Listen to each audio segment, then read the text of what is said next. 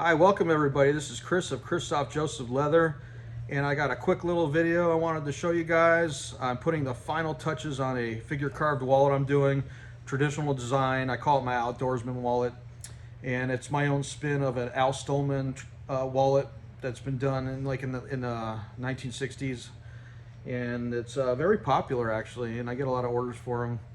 But I did a video showing how I was tooling it, but I just wanted to show you guys the little final touch on this wallet. And I did two versions, one with the deer and one with the geese. All right, so here we go. I'm doing the final touches before I build the interior using Angelus paints, very popular paint. And you can see here I'm using the white and the black for like little highlights and stuff on the deer, on the mountains, black on the nose, and most of these are pro dye as far as the dye goes. This is like a saddle tan around the border, and I got a little bit of eco flow tan going on with the in some of the leaves. The background is a dark brown, and then I'm going to put highlighter over the whole thing. And then I'm going to spray it with satin sheen. I don't like the glossy super sheen, a little too glossy for me. And right here I'm working on a geese, so I'm really doing the detail. That's what the customers really like, they like to see, good quality art and craftsmanship. So I try to put artisanship, into each piece I do. It's like a work of art. Like it's basically a canvas out of leather, and then people carry it around and can show it wherever they go. It's going to get a brown calf lace going around the outside. So just wanted to show you guys what I'm working on today, and these two are going to get put together and ship out probably tomorrow.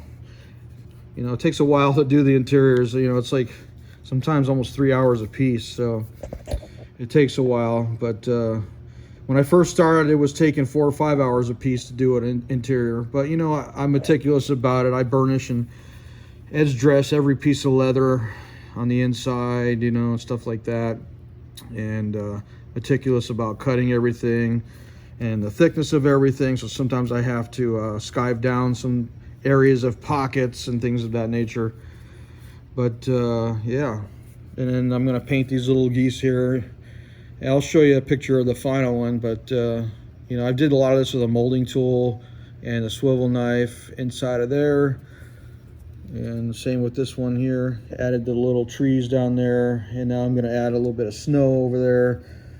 This is going to have a little bit of snow, water, the reeds, a little bit of blue in the clouds and the sky over here. So it'll be a cool product. So there you go. You guys have a good one. Don't forget to subscribe and like my video. Thank you. Bye.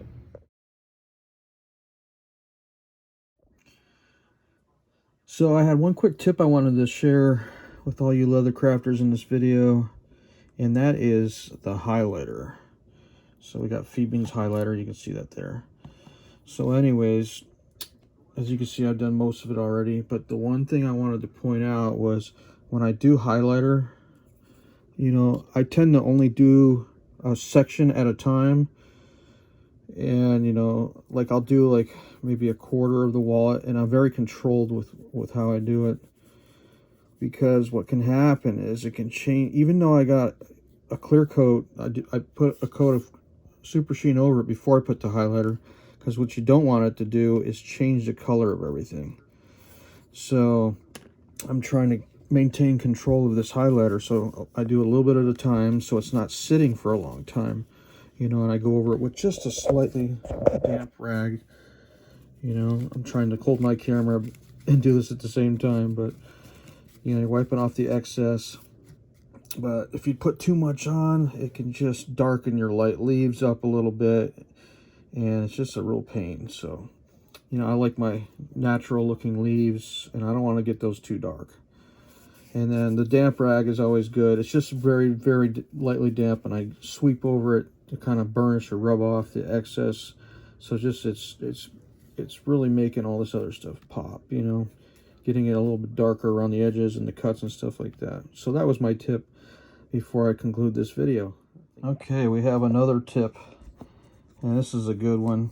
As you can see, I have my wallet already pre-punched for lacing. I'm doing a 3/32 lace. 1/8 inch is a little too heavy. It gets a little too bulky.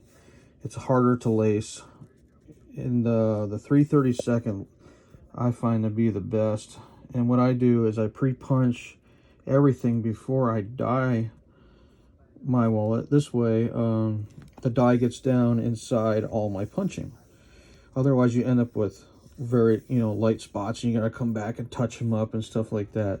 So it's always best to if you're doing punching, punch it before you do the dyeing. So then like I said, you get all the dye down in your punch marks, and it just seals it up a lot better for a better product. So that's my second tip for all you pros out there. Thank you. Okay, my last and final pro tip for you guys. Guys are just starting out, guys are intermediate, even pro. So my last tip is my liner for the backside of my wallet.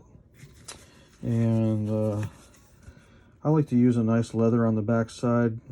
I got away from pig because it's just too stiff, a little too rough and cheesy feeling. So I use vegetable tan leather, about 2 ounce thickness, and my face is about 3 to 4. So this way you end up with about 6 total, like 5 to 6.